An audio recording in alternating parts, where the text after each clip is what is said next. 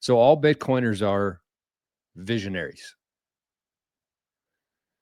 And I think that that's more just as important as like the technology itself, is being able to have the vision, the foresight, and be prepared enough for what's coming.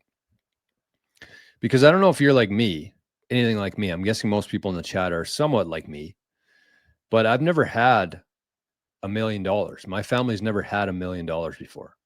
We've never had the purchasing power of $1 million. We've never been able to just go to the store and buy whatever we want.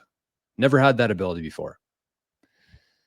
And I think the one thing that Bitcoin's taught me over the last couple of years is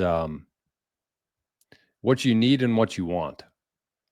And that's a cool thing about where we're going to here. And that's what makes me probably most excited, is like we're going into this world where you're going to be able to buy whatever you want. We're going to have abundance. You're going to have Bitcoiners are going to have options.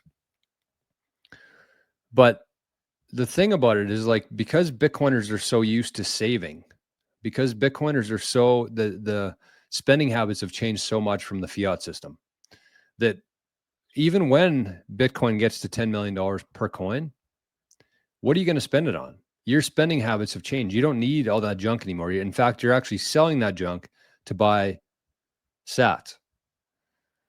So then the price goes up, the purchasing power goes up.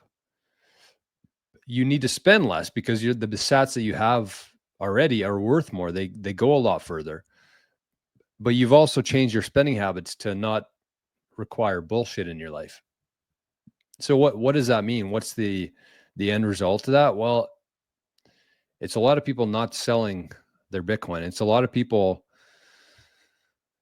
holding on to their sats, delaying their gratification, making sure that they have enough before they buy it, and making sure that they only buy what they need.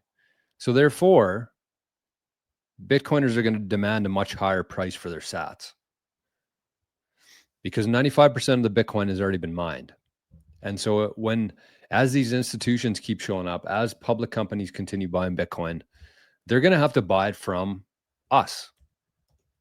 And with that mentality, with the saver's mentality, with the purchasing power increase, and being able to decipher between needs and wants, Bitcoiners are going to require a lot more for anybody who wants their sats.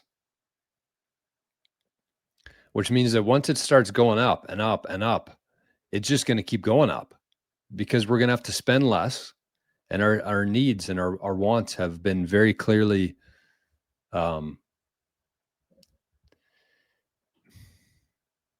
you know what I'm saying? You know what I'm saying.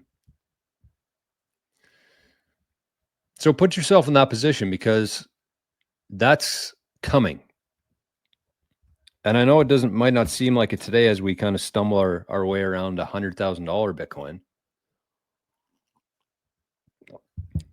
but it's coming.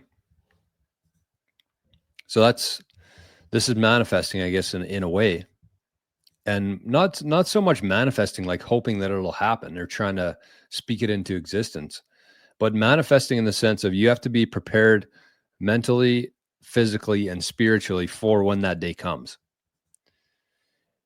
And most people, what did I say? The world in disbelief. And that's what it's going to be. Nobody's going to believe that people won't even know the price of Bitcoin is $10 million. They're going to see one sat is 10 cents.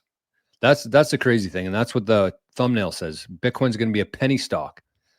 That's been my theory for a very long time here. Bitcoin's going to be a penny stock. And Bitcoin's going to move from 1 sat equals 1 cent to 1 sat equals 2 cents. You need 2 cents now to buy 1 sat. And then it's going to be 10 cents required to buy 1 sat. And during that, the price of Bitcoin went from 1 million to 10 million, but nobody knows, because the tickers aren't showing Bitcoin anymore. The tickers are only showing sats, maybe even microsats.